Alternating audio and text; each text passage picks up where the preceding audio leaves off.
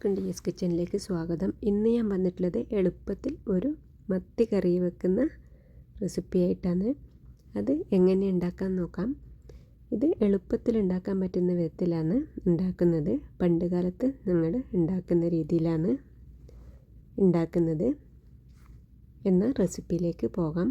പിന്നെ നിങ്ങൾ ആദ്യമായിട്ട് എൻ്റെ ചാനൽ കാണുന്നുണ്ടെങ്കിൽ എല്ലാവരും ഒന്ന് സബ്സ്ക്രൈബ് ചെയ്ത് സപ്പോർട്ട് ചെയ്യണേ. വീഡിയോ ഇഷ്ടപ്പെട്ടാൽ ലൈക്ക് ചെയ്യാനും കമൻറ്റ് ചെയ്യാനും മറക്കല്ലേ. എന്ന റെസിപ്പിയിലേക്ക് പോകാം.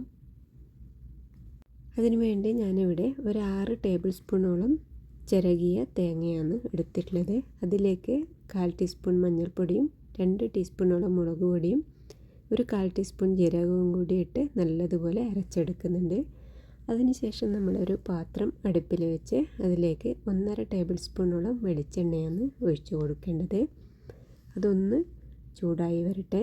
അതൊന്ന് ചൂടായി വന്നതിന് ശേഷം അതിലേക്ക് നമ്മൾ 1/2 ടീസ്പൂണോളം ഉലുവ ഒന്ന് മൂപ്പിച്ചെടുക്കണം. ഉലുവ മൂത്ത് വന്നതിന് ശേഷം അതിലേക്ക് 1/2 ടീസ്പൂൺ കടുകും കൂടി ഇട്ട് പൊട്ടിച്ചെടുക്കാം. ഇനി നമ്മളിതിലേക്ക് ഒരു തണ്ട് കറിവേപ്പില ഇട്ട് കൊടുക്കുന്നുണ്ട്. പിന്നെ ഇഞ്ചിയും പച്ചമുളകും കൂടി ഇട്ട് ഒന്ന് മൂപ്പിച്ചെടുക്കണം. അതൊന്ന് മൂത്തതിന് ശേഷം അതിലേക്ക് ഒരു പകുതി സവാളയും ഒരു പകുതി തക്കാളിയും കൂടി ഇട്ട് നല്ലതുപോലെ വഴറ്റിയെടുക്കണം. അതൊന്ന് ചെയ്തെടുക്കാം. ഇതൊന്ന് നന്നായി വഴന്നു വന്നതിന് ശേഷം ഇതിലേക്ക് പൊടികൾ ഇട്ട് കൊടുക്കണം. 1/4 ടീസ്പൂൺ മഞ്ഞൾപ്പൊടിയും 1 ടീസ്പൂണോളം എരിവുള്ള മുളക് പൊടിയും 3 ടീസ്പൂണോളം മല്ലിപ്പൊടിയാണ് ഞാനിതിലേക്ക് ചേർത്ത് കൊടുക്കുന്നത്. പൊടികൾ ചേർത്ത് കൊടുത്തിട്ട് എല്ലാം കൂടി ഒന്ന് ഇളക്കി സെറ്റാക്കിയെടുക്കാം.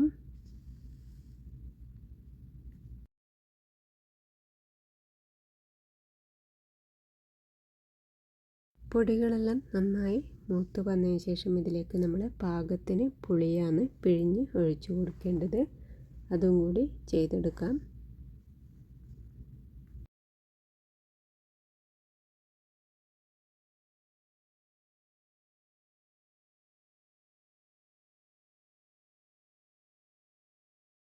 പുളി പിഴിഞ്ഞൊഴിച്ച് കൊടുത്തതിന് ശേഷം നമ്മൾ ഉണ്ടാക്കി വെച്ച അരപ്പ് ഒഴിച്ച് കൊടുക്കണം. പാകത്തിന് ലൂസാക്കിയെടുക്കാം. ഇനി ഇത് നല്ലതുപോലെ ഒന്ന് തിളച്ച് വരട്ടെ. തിളച്ച് വന്നതിന് ശേഷമാണ് നമ്മളിതിലേക്ക് മീൻ ഇട്ട് കൊടുക്കുന്നത്. ഇതിലേക്ക് ആവശ്യമായിട്ടുള്ള ഉപ്പും കൂടി ഇപ്പം തന്നെ ചേർത്ത് കൊടുക്കുന്നുണ്ട്. ഇനി ഇതൊന്ന് തിളച്ച് വരട്ടെ.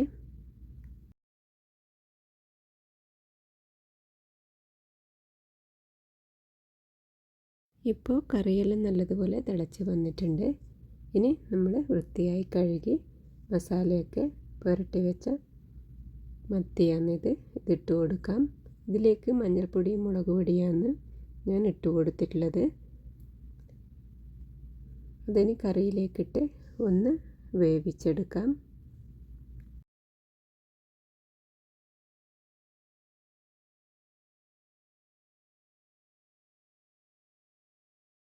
ഇപ്പോൾ നമ്മളെ മീനെല്ലാം നല്ലതുപോലെ വെന്ത് സെറ്റായി വന്നിട്ടുണ്ട്. നിങ്ങളെല്ലാവരും ഇതുപോലെ ഒന്ന് ട്രൈ ചെയ്തോളൂ കേട്ടോ.